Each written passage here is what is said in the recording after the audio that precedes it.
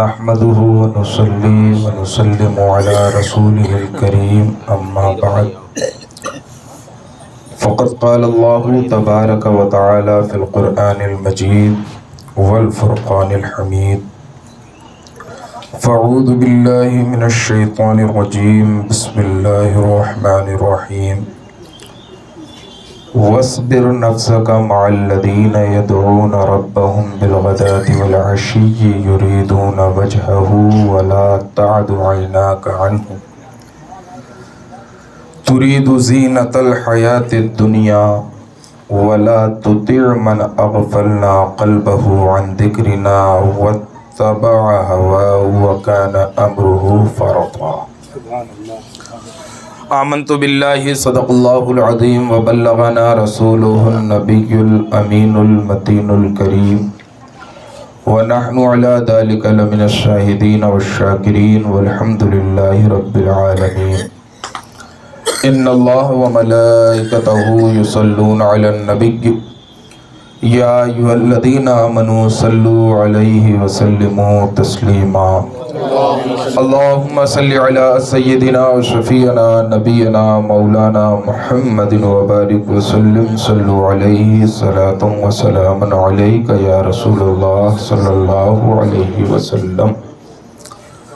ایک دفعہ اور عقیدت و محبت کے ساتھ نبی اور آل نبی کی بارگاہ میں درود و سلام کا نذرانہ پیش کریں۔ پڑھیں اللہم صلی علی محمد و آل محمد کما تحب و ترضى بأن تصلی علیہ صلاة تبقى و تدوم بدوام الملک الحی القیوم۔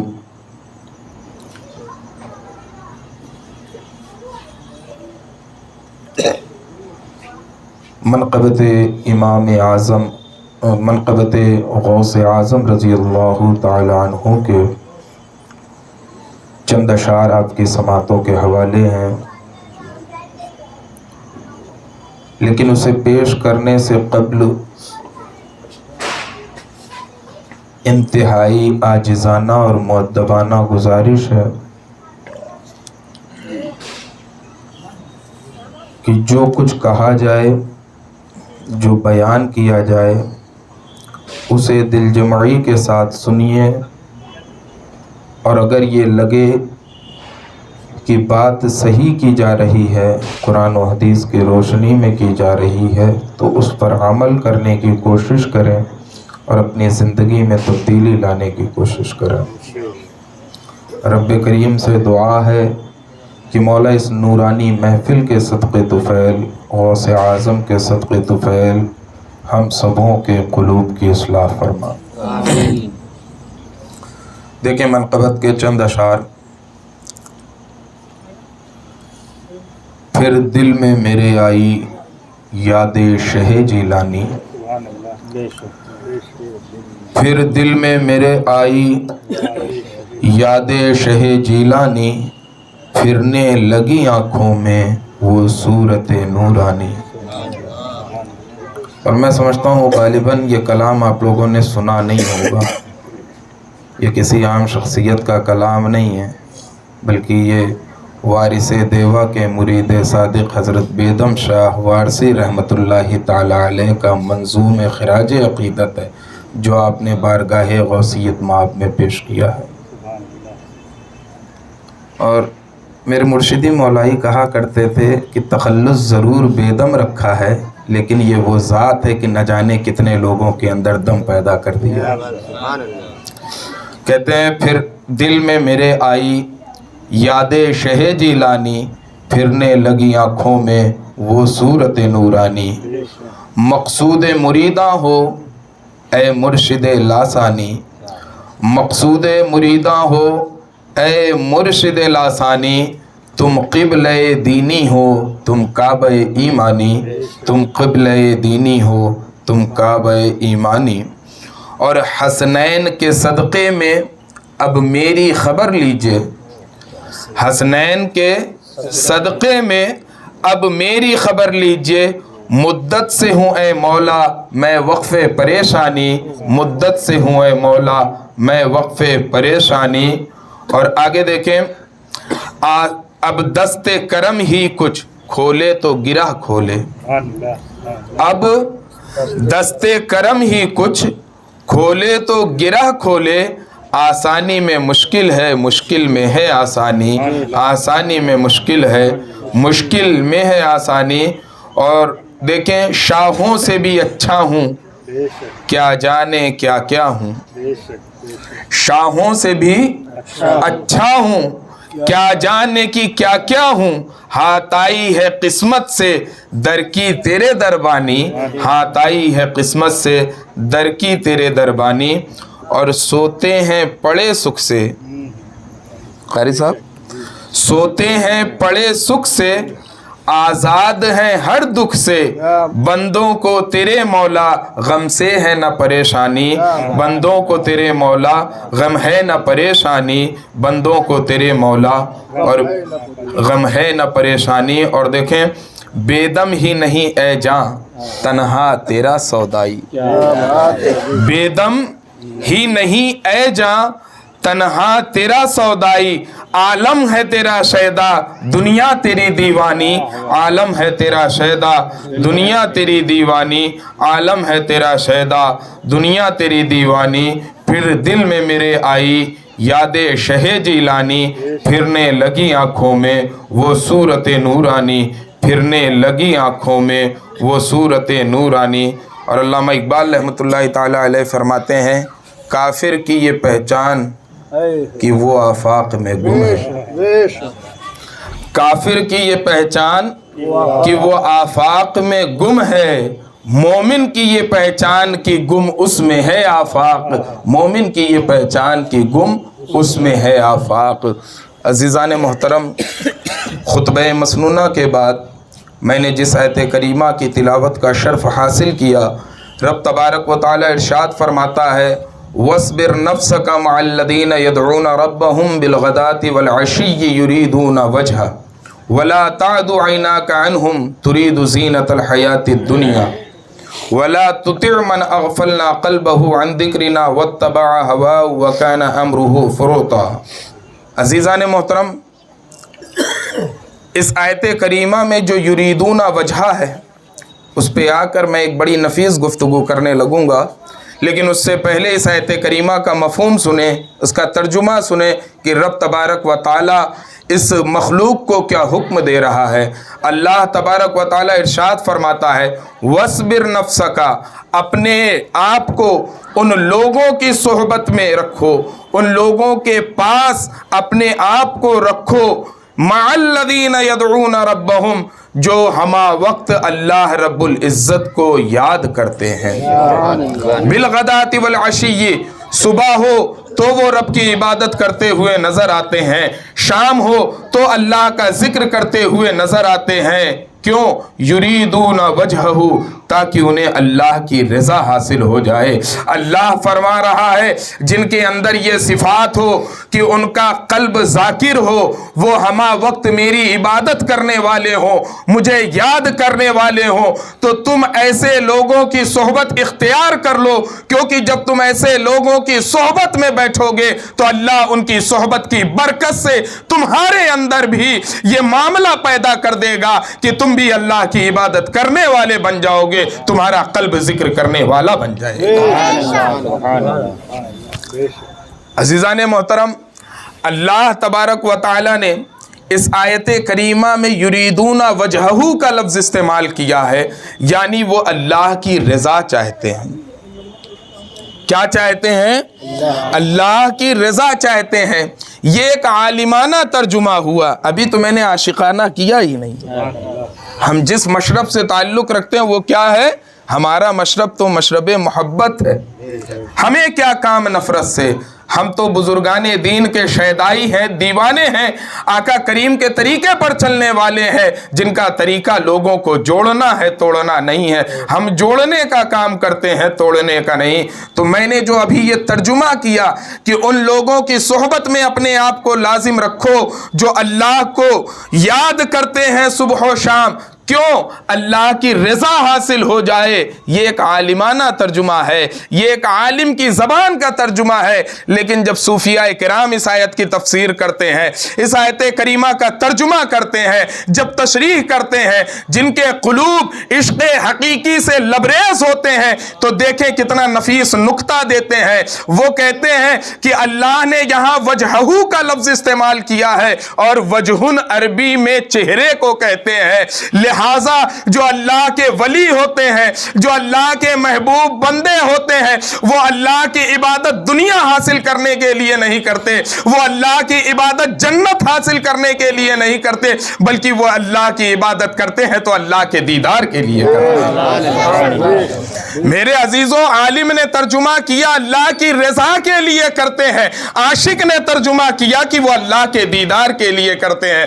کسی نے بڑے پیارے انداز میں کہا ہے، جنت میں ڈال یا مجھے دوزخ میں ڈال دے، صورت دکھا کے پر میری حسرت نکال دے، صورت دکھا کے پر میری حسرت نکال دے۔ اور ایک دوسرے مقام پر شاعر کہتا ہے، جہنم ہو یا جنت ہو، جو بھی ہوگا فیصلہ ہوگا، جہنم ہو یا جنت ہو، جو بھی ہوگا فیصلہ ہوگا۔ یہ کیا کم ہے کہ ان کا اور میرا سامنا ہوگا، یہ کیا کم ہے کہ ان کا اور میرا سامنا ہوگا۔ میرے عزیزوں، ہم جنت کے لیے جیتے ہیں، ہم نماز پڑھیں تو جنت کے لیے، روزہ رکھیں تو جنت کے لیے، حج کریں تو جنت کے لیے، نیک کام کریں تو جنت کے لیے۔ یہ ہمارا عمل ہے، لیکن اللہ والے اس سے بھی اوپر اٹھ کر کیا کرتے ہیں۔ وہ جنت کی طلب میں نماز نہیں پڑھتے، وہ جنت کی طلب میں روزہ نہیں رکھتے، بلکہ جنت والے کی طلب میں کیا کرتے ہیں۔ وہ اللہ کی رضا کے لیے نہیں، بلکہ اللہ کو حاصل کرنے کے لیے اللہ کی عبادت کیا کرتے ہیں۔ عزیزان محترم، تو اللہ تبارک و تعالیٰ کیا فرما رہا ہے کہ ان لوگوں کی صحبت میں اپنے آپ کو رکھو جو میرے دیدار کے مشتاق ہیں، جو مجھے دیکھنے کے متمنی ہیں، جو مجھے دیکھنا چاہتے ہیں۔ کیوں؟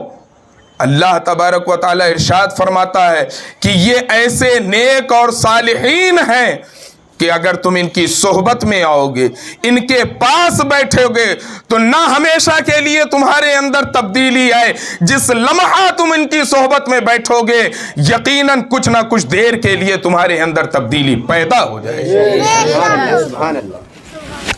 پھر اللہ تبارک و تعالیٰ آگے ارشاد فرماتا ہے، وَلَا تَعْدُ عَيْنَاكَ عَنْهُمْ، اپنی آنکھیں ان سے نہ پھیرنا۔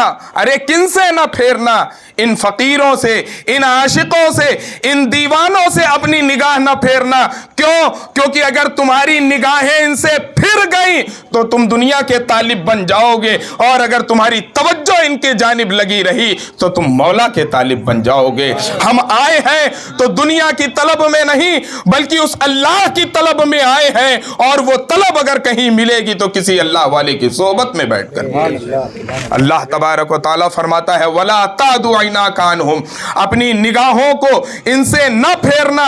کیوں؟ کیونکہ اگر تمہاری نگاہ ان سے پھر گئی ترید زینت الحیات الدنیا، تو تمہارا حال یہ ہو جائے گا کہ تم دنیاوی زیب و زینت کو چاہنے والے بن جاؤ گے، تم دنیا کے چاہنے والے بن جاؤ گے۔ اس لیے اگر دنیا سے اپنا تعلق توڑنا ہے، اللہ سے اپنا رشتہ مضبوط کرنا ہے، تو تم ان اللہ والوں کی صحبت میں بیٹھو، ان پر نگاہیں جمع کر رکھو۔ اللہ رب العزت تمہارا تعلق دنیا سے توڑ بھی دے گا اور اپنے آپ سے تمہارا تعلق جوڑ بھی دے گا۔ عزیزان محترم، آج ہم کس کی یاد میں یہاں بیٹھے ہوئے ہیں؟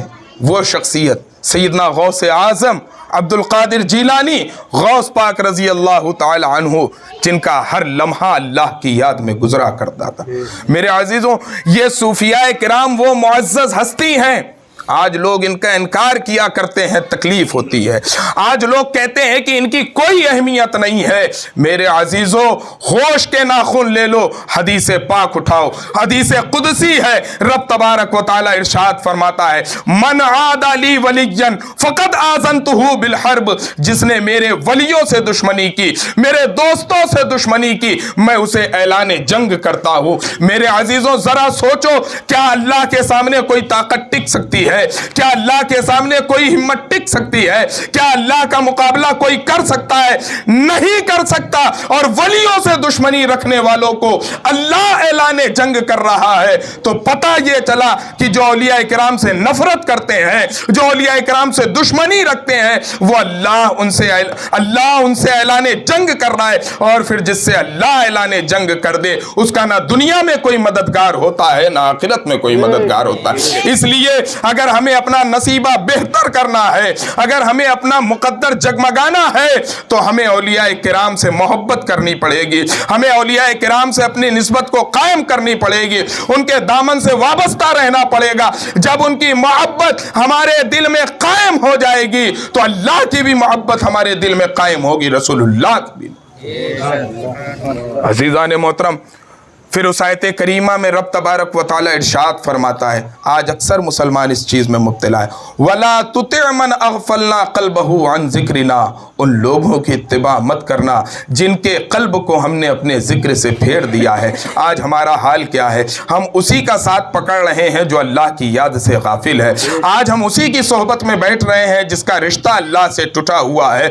हर अच्छी बात करने वाला इंसान फरिश्ता नहीं होता है, इस बात को हमेशा जहन में रखें, बल्कि ये देखें कि किसके दिल में अल्लाह की मोहब्बत है, रसूलुल्लाह की मोहब्बत है, औलिया इकराम की मोहब्बत है। जिसके दिल में, जिसके अंदर ये सिफात होगी, अगर उसकी सोहबत में बैठा जाए तो हमारा नसीबा बेदार होगा। और जिसके अंदर ये सिफात ना हुई, अगर हम उसकी सोहबत में बैठेंगे तो हमारा बेड़ा गर्क हो जाएगा। अल्लाह फरमाता है, वला तुति मन अग़फ़लना क़ल्बहु, उसकी सोहबत मत इख्तियार करना, उसकी पैरवी मत करना जिसके कल्ब को हमने अपने जिक्र से फेर दिया है। वत्तबा हवाहू, और वो अपनी ख्वाहिशात की पैरवी में लगा हुआ है, वो अपनी ख्वाहिशात को पूरी कर रहा है। मेरे अजीज़ों, हमारा कोई अमल अगर खुलूस के साथ नहीं है, लिल्लाहियत के साथ नहीं है, तो वो कितना भी अच्छा अमल हो हमारे मुंह पर मार दिया जाएगा, क्योंकि वो ख्वाहिशात नफसानी की पैरवी कहलाएगा। और अल्लाह फरमा रहा है कि ऐसे लोगों की कभी भी सोहबत इख्तियार मत करना जो अपनी ख्वाहिशात की पैरवी में पड़े हुए हों। अजीज़ान मोहतरम, सोहबत इख्तियार करने के लिए आज हमसे ये चीज़ें छुपाई जाती हैं। आओ मैं तुम्हें बताऊं, हदीस पाक में आका करीम ने नेक लोगों की क्या पहचान बताई है। आज एक मुसलमान परेशान होता है कि ठीक है, अल्लाह ने हुक्म तो दे दिया है कि नेकों की सोहबत में बैठो, सिद्दीकीन की सोहबत में बैठो, औलिया की सोहबत में बैठो, लेकिन हम पता कैसे करें कि फला वली है, फला नेक आदमी है, फला सालेह आदमी है। आका करीम सल्लल्लाहु अलैहि वसल्लम इरशाद फरमाते हैं, अला उनब्बिउकुम बिखयारिकुम, क्या मैं तुम्हें यह ना बता दूं कि नेक लोग कौन है। सहाबा इकराम का मजमा लगा हुआ है, आका करीम का दरियाए रहमत जोश में है। आप फरमाते हैं, मेरे सहाबा इकराम, क्या मैं तुम्हें यह खबर न दे दूं कि तुम सबसे बेहतरीन इंसान कौन है, कौन नेक लोग हैं, कौन सालेह लोग हैं, कौन तकवा शिआर लोग हैं। सहाबा इकराम ने कहा, या रसूलल्लाह क्यों नहीं, हम तो इसी चीज के मुश्ताक हैं कि हमारे सामने नेक लोगों की पहचान बता दी जाए, उनकी शनाख्त बता दी जाए, ताकि हम भी उनकी सोहबत में बैठें और हमारा भी नसीबा बेदार हो जाए। आका करीम सल्लल्लाहु अलैहि वसल्लम ने जो जवाब दिया, मेरे अजीजों, अपने दिल के कान को खोलो और उसमें इसे बिठा लो। आका करीम सल्लल्लाहु अलैहि वसल्लम इरशाद फरमाते हैं कि नेक लोग वो हैं, सालेह लोग वो हैं कि उन्हें देखो तो अल्लाह याद आ जाए, जिसको देखने पर अल्लाह याद आए ये उसके वली होने की अलामत है, और जिसको देखकर खुदा याद ना आए जान लो उसके अंदर नेकी की सिफत नहीं है और उसकी सोहबत में बैठने से कोई फायदा नहीं। अजीज़ान मोहतरम, आज हमने अपना ताल्लुक कुरान और हदीस से काट लिया है, वरना आका करीम ने किस चीज़ की तालीम हमें नहीं दी है। आका करीम ने हमें कौन सा रास्ता नहीं बताया है, हर चीज़ आका करीम ने बताया, हर चीज़ की तालीम अल्लाह तबारक व तआला ने दी। लेकिन आज हमारे लिए ये मकामे अफसोस है कि हम मुसलमान हैं, आका करीम के उम्मती हैं, हमारा ताल्लुक कुरान और हदीस से मजबूत होना चाहिए, लेकिन सबसे कमज़ोर अगर किसी का ताल्लुक है तो हमारा। اور پھر جب اگلا ہم سے کہتا ہے کہ اس چیز کا ذکر قرآن میں کہیں نہیں ہے، حدیث میں کہیں نہیں ہے، تو میرے عزیزو ہم بھی خوشی خوشی مان لیتے ہیں، کیونکہ نہ ہم نے قرآن پڑھا ہے نہ حدیث پڑھی ہے۔ اگر پڑھا ہوتا تو ہمیں پتہ بھی ہوتا کہ اولیاء نام کی کوئی چیز ہوتی بھی ہے، ان کا مقام و مرتبہ بھی ہے، اور صرف مقام و مرتبہ نہیں، اگر بتانے پر آ جاؤ تو میرے عزیزو رب کریم تو یہ فرماتا ہے کہ میرے کچھ ایسے محبوب بندے ہیں۔ سنتے چلو اولیاء کرام کی شان۔ اللہ تبارک و تعالی ارشاد فرماتا ہے، حدیث قدسی ہے، ہر مکتب فکر کا انسان اسے مانتا ہے۔ اللہ تبارک و تعالی فرماتا ہے میرے کچھ ایسے نیک بندے ہیں، صالح بندے ہیں جو فرائض کی پابندی کرتے ہیں، فرائض عبادتوں کی پابندی کرتے ہیں، نماز روزہ حج زکوٰۃ کرتے ہیں، اس کے علاوہ وہ نوافل کثرت سے پڑھا کرتے ہیں۔ کیا فرمایا اللہ تبارک و تعالیٰ نے کہ میرے کچھ ایسے نیک بندے ہیں، صالح بندے ہیں۔ میرے عزیزوں یہ میں کسی کتاب ایرے غیرے کی نہیں بلکہ حدیث پاک سے حدیث سنا رہا ہوں۔ آقا کریم ارشاد فرماتے ہیں، آقا کریم کی زبان سے یہ فرمان الہی ہے۔ اللہ تبارک و تعالیٰ ارشاد فرماتا ہے کہ میرے کچھ ایسے بندے ہیں جو فرائض عبادت کی پابندی کرنے کے ساتھ ساتھ نفلی عبادتوں کی کثرت کرتے ہیں، کثرت کے ساتھ وہ نوافل پڑھا کرتے ہیں۔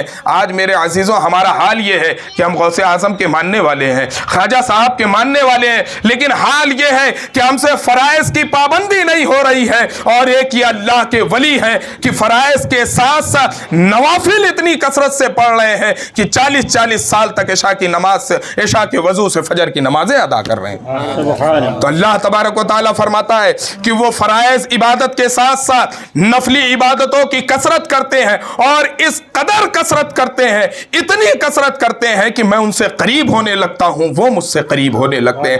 اگر وہ میری طرف ایک قدم بڑھاتے ہیں، یہ اللہ فرما رہا ہے میرے عزیزوں، کس کی شان میں؟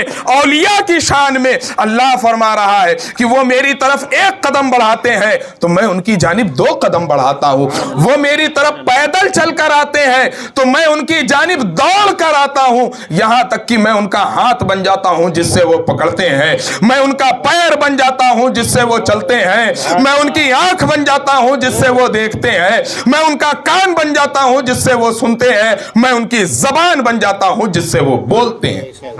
اسی لیے ہم کہتے ہیں کہ اولیاء کرام جب کسی کے حق میں دعا کر دیا کرتے ہیں تو رب تبارک و تعالیٰ اسے قبول فرماتا ہے، اس لیے کہ مولانا روم رحمت اللہ علیہ فرماتے ہیں گفتہ اللہ بوت گرچہ حلقوم عبداللہ بوت۔ اولیاء اللہ کے زبان سے جو کچھ بھی نکلتا ہے وہ فرمان الہی ہوتا ہے، وہ اللہ کا فرمان ہوتا ہے، فرق صرف اتنا ہوتا ہے کہ وہ کسی مخلوق اور کسی بندے کی زبان سے نکل رہا ہے۔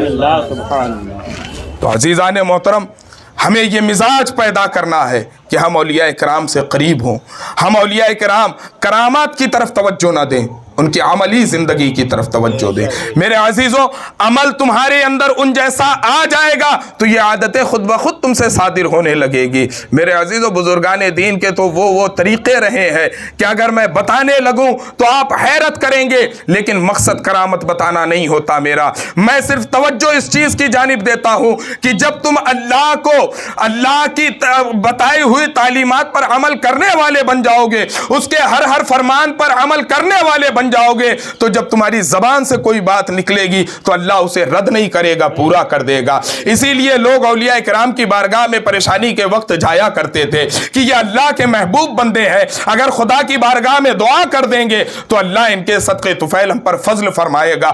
اور یہ ہوتا بھی تھا، ہو کیوں نہ کہ ان کے زبان سے جو باتیں نکلتی ہیں وہ ان کی اپنی بات نہیں ہوتی ہے بلکہ اللہ کی ہوا کرتی ہے۔ آج ہم کوئی واقعہ بزرگان دین کا بیان کر دیں، ہم نے بیان کیا غوث اعظم نے مردے کو زندہ کر دیا، لوگ کہتے ہیں یہ کیسے ہو گیا؟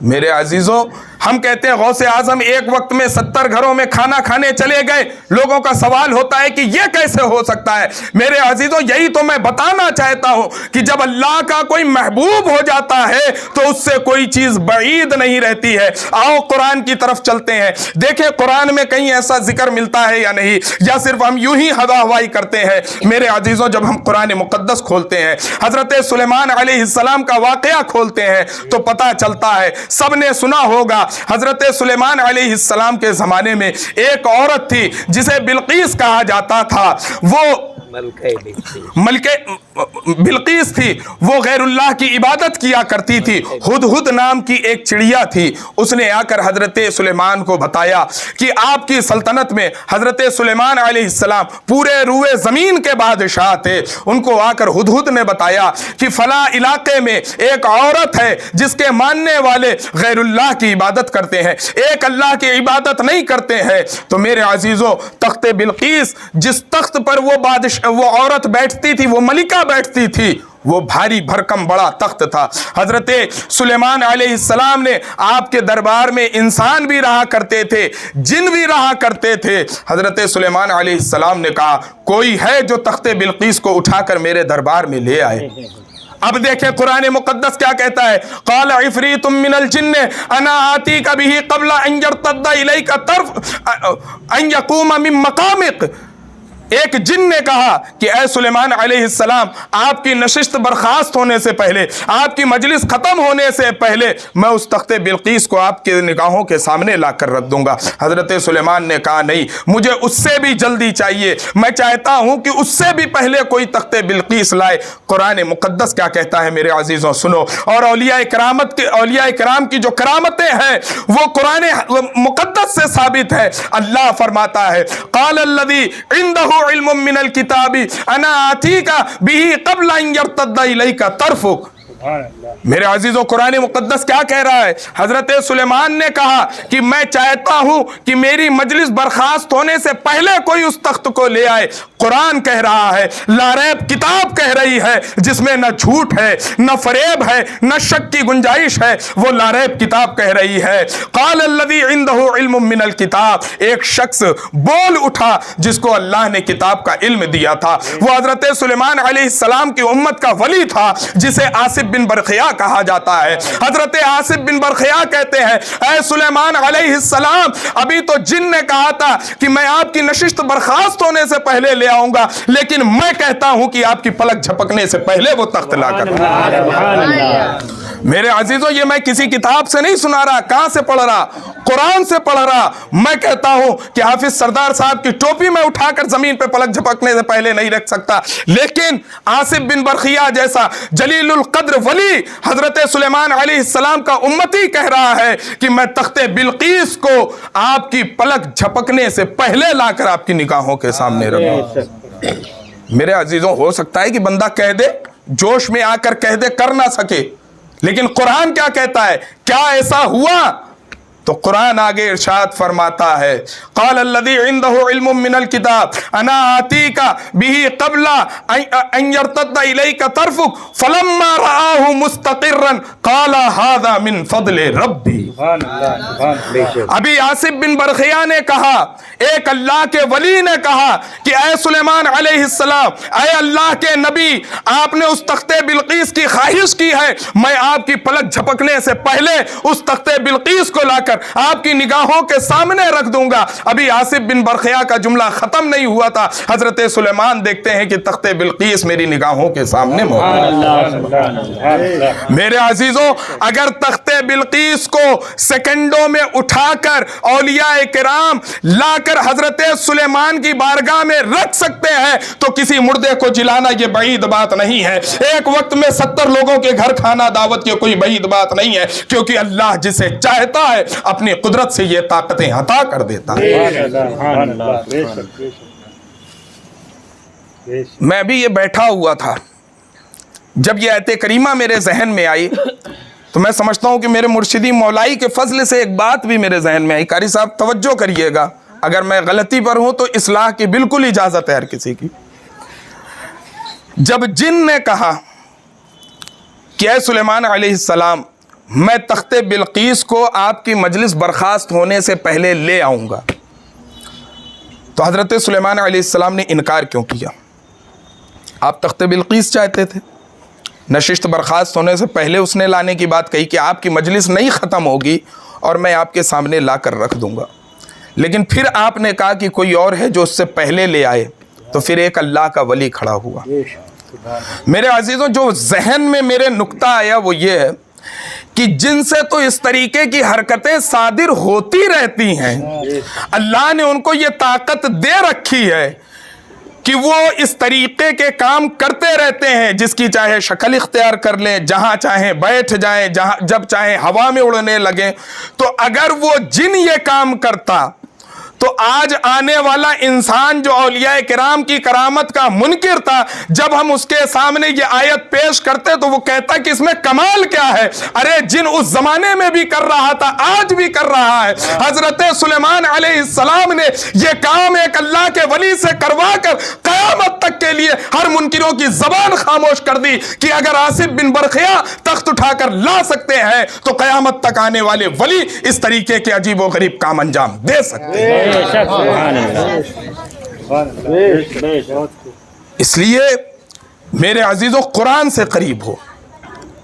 ہم جس مشرب پہ چلنے والے ہیں، جس مسلک کو ماننے والے ہیں، جس طریقے پر عمل کرنے والے ہیں، وہ طریقہ کوئی اور نہیں بلکہ وہی طریقہ ہے جو اللہ نے بتایا ہے، جو رسول اللہ نے بتایا ہے۔ بس جو توجہ دلائی جاتی ہے، ایسا نہیں ہے کہ ہم اولیاء کرام کی توجہ، اولیاء کرام کی جانب آپ کی توجہ ڈال کر اللہ اور اس کے رسول سے رشتہ آپ کا کمزور کر رہے ہیں۔ اگر کوئی یہ سوچتا ہے تو بڑی خطا پر ہے۔ میرے عزیزو، اللہ تبارک و تعالیٰ نے ہر چیز کا ایک سلسلہ، ایک سسٹم بنایا ہے۔ اگر آپ اس کے سسٹم کو دیکھیں گے تو حیرت کریں گے۔ میرے عزیزوں، وہ خدا ہے، قادر مطلق ہے، ہر چیز کو خود کرنے پر قادر ہے، لیکن موت کے لیے فرشتہ مقرر کر رکھا ہے۔ ماں کے پیٹ میں بچہ ہو، اس میں روح پھونکنے کے لیے فرشتہ مقرر کر رکھا ہے، بارش کرنے کے لیے الگ فرشتہ مقرر کر رکھا ہے، رزق دینے کے لیے فرشتہ مقرر کر رکھا ہے۔ کوئی سوال نہیں کرتا کہ کیا خدا مجبور ہے جو اس نے یہ سسٹم بنا رکھے ہیں؟ نہیں، نظام قدرت ہی یہی ہے، اللہ کو طریقہ پسند ہی یہی ہے کہ سسٹم کے ذریعے سے کام کیا جائے۔ وسیلہ کا طریقہ اللہ کو بہت پسند ہے۔ رسول تک پہنچنا ہے تو رسول کے غلاموں کا دامن تھامنا پڑے گا۔ جب تم ان کا دامن تھامو گے تو رسول سے تمہارا رشتہ مضبوط ہوگا، اور جب رسول اللہ سے تمہارا رشتہ مضبوط ہوگا تو خدا سے بھی تمہارا رشتہ مضبوط ہو جائے گا۔ کیونکہ اللہ تبارک و تعالیٰ فرماتا ہے اطیعوا اللہ و اطیعوا الرسول۔ پوری قرآن مقدس آپ اٹھا کر دیکھ لیں، کہیں پر اللہ نے ایک جگہ بھی یہ نہیں کہا تم میری اطاعت کر لو میرے محبوب کی اطاعت ہو جائے گی، لیکن نہ جانے کتنی جگہ اللہ نے یہ کہا ہے کہ میرے محبوب کی اطاعت کر لو تم میری اطاعت کرنے والے بن جاؤ گے۔ میرے عزیزوں، اگر محبوب کی اطاعت سے خدا کی اطاعت ہو سکتی ہے تو اولیاء کرام کی اطاعت سے محبوب کی بھی اطاعت ہو سکتی ہے، محب کی بھی اطاعت ہو سکتی ہے۔ اس لیے میرے عزیزوں، اولیاء کرام سے اپنے رشتے کو مضبوط کرو، اپنے آپ کو مضبوط کرو، اپنے تعلق کو مضبوط کرو، کیونکہ جب تم ان کی صحبت میں بیٹھو گے، ان کے پاس بیٹھو گے، تو جیسا ان کا وجود نورانی ہوتا ہے تمہارا بھی وجود ویسے ہی نورانی ہو جائے گا۔ میں مولانا روم کی ایک حکایت کے بعد اپنی گفتگو کو ختم کرتا ہوں۔ میرے عزیزوں، مولانا روم رحمۃ اللہ تعالی علیہ ایک حکایت نقل کرتے ہوئے لکھتے ہیں کہ ایک روز میں حمام میں نہانے کے لیے گیا۔ پہلے زمانے میں جگہ جگہ نہانے کا سسٹم ہوتا تھا، بنا رہتا تھا۔ مولانا روم رحمۃ اللہ علیہ فرماتے ہیں کہ حمام میں نہانے کے لیے گیا تو وہاں دیکھا ایک مٹی رکھی ہوئی ہے جس سے پھول کی خوشبو آ رہی ہے۔ کیا ہے؟ ایک مٹی رکھی ہوئی ہے جس سے پھول کی خوشبو آ رہی ہے۔ مولانا روم رحمۃ اللہ علیہ فرماتے ہیں کہ میں نے مٹی سے سوال کیا کہ تیری فطرت میں مہکنا نہیں ہے، تیری اپنی کوئی خوشبو نہیں ہے، تو یہ تیرے اندر سے گلاب کی خوشبو کہاں سے آ رہی ہے؟ پھول کی یہ مدم خوشبو کہاں سے آ رہی ہے؟ اس مٹی نے کیا جواب دیا میرے عزیزوں؟ اس کا جواب سنو اور اپنے اندر بھی اس عمل کو پیدا کرنے کی کوشش کرو۔ وہ مٹی کہتی ہے مولانا روم، میرے اندر یقیناً مہکنے کی تاثیر نہیں ہے، میرے اندر اپنی کوئی خوشبو نہیں ہے، یہ خوشبو کہاں کیسے آ رہی مجھے نہیں پتا، ہاں میں اتنی بات ضرور جانتی ہوں کہ کچھ دن مجھے گلابوں کے ساتھ رہنے کا موقع میسر آیا ہے، میں سمجھتی ہوں کہ یہ انہی گلابوں کی صحبت کی برکت ہے کہ میرے اندر سے بھی ان جیسی خوشبو ہے۔ میرے عزیزوں، اگر ایک مٹی चंद दिन गुलाब के बीच में रहने पर गुलाब जैसी महक सकती है, तो हम जैसा गुनहगार भी अगर इन औलिया किराम के दामन से वाबस्ता हो जाए तो इन जैसा बन सकता है। निगाहे वली में वो तासीर देखी, निगाहे वली में वो तासीर देखी, निगाहे वली में वो तासीर देखी, बदलती हजारों की तकदीर देखी, बदलती हजारों की तकदीर देखी। न पूछ इन खिरका पोशों की, इरादत हो तो देख इनको, यदे बैजा लिए बैठे हैं अपनी आस्तीनों में। तमन्ना दर्द दिल की हो तो कर खिदमत फ़कीरों की, नहीं मिलता ये गौहर बादशाहों के खजीनों में।